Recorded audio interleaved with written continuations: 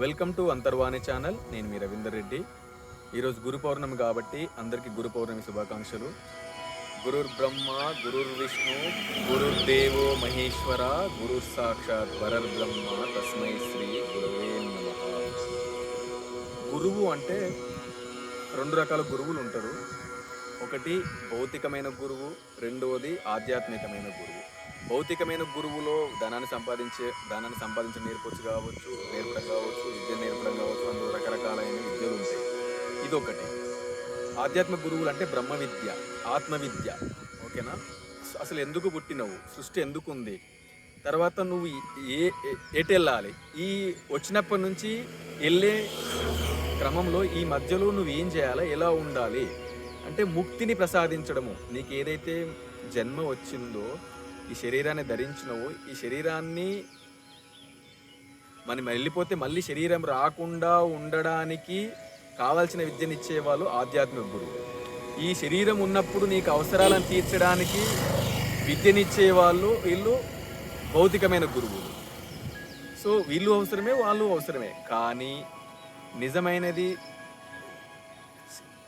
సత్యమైనది, స్థిరమైనది, నీకు కావాల్సిన చివరిది ఏది అంటే ఆధ్యాత్మిక విద్య. ఈ ఆధ్యాత్మిక విద్యలో రకరకాలుగా ఎంతోమంది, మనం ఇప్పుడు బ్రహ్మ విష్ణు మహేశ్వరులు, వాళ్ళు మొదటి దేవుళ్ళు, మొదటి గురువులు. ఓకేనా? ఈ కనబడే ప్రపంచమంతా, ప్రకృతి అంతా గురువే. ఇందులో ఉన్న ప్రతి వస్తువు, ప్రతి మనిషి, ప్రతి పదార్థము, ప్రతి ఒక్కటి మనకు ఒక జ్ఞానాన్ని ఇచ్చేది. ఇక్కడ నుంచి తీసుకోగలడనే కారణం ఏంటి? మళ్ళీ త్రిమూర్తులు. ఈ త్రిమూర్తుల పైన ఒక పరబ్రహ్మము, పరశక్తి, ఓకేనా, పరమాత్మ ఉంటుంది. పోనీ మరి అట్లాంటి వాళ్ళు వేరు, పరమాత్మ త్రిమూర్తులు వేరు అంటే కాదు. పరబ్రహ్మమే, పరమాత్మే త్రిమూర్తులుగా విడిబడి మనకు కనబడుతుంటారు. మళ్ళీ మళ్ళీ అక్కడక్కడ అవతారాలు ఎత్తి వీళ్ళు మనకు జ్ఞానాన్ని ప్రబోధిస్తూ ఉంటారు. వాళ్ళు కాకుండా జ్ఞానులు, భక్తులు, ఇంకా ఇలా రకరకాలుగా భగవత్ శక్తి విడిబడి మనకు కనబడుతుంటుంది. అంతే, సింపుల్. సో మనము ఈ దేహాన్ని వదిలి మళ్ళీ దేహంలోకి రాకుండా ఉండాలి అంటే బ్రహ్మజ్ఞానము, ఆత్మజ్ఞానము ఏదైతే ఉందో అది ఆధ్యాత్మిక గురువులు, బ్రహ్మ గురువులు, వీళ్ళు మనకు ప్రసాదిస్తారు. రెండోది, దేవుణ్ణి శక్తి ద్వారా చూడవచ్చు, భక్తి ద్వారా చూడవచ్చు. శక్తి ద్వారా చూడగలిగితే మనకు ముక్తి లభిస్తుంది, భక్తి ద్వారా చూసే దాంట్లో ముక్తి లభిస్తుంది. సో మనకి ఆత్మజ్ఞానము, మళ్ళీ జన్మ ఎత్తకుండా ఉండడానికి కావలసిన విద్య, బ్రహ్మజ్ఞానం అంటారు కదా, అది ప్రతి జీవికి కావాలి.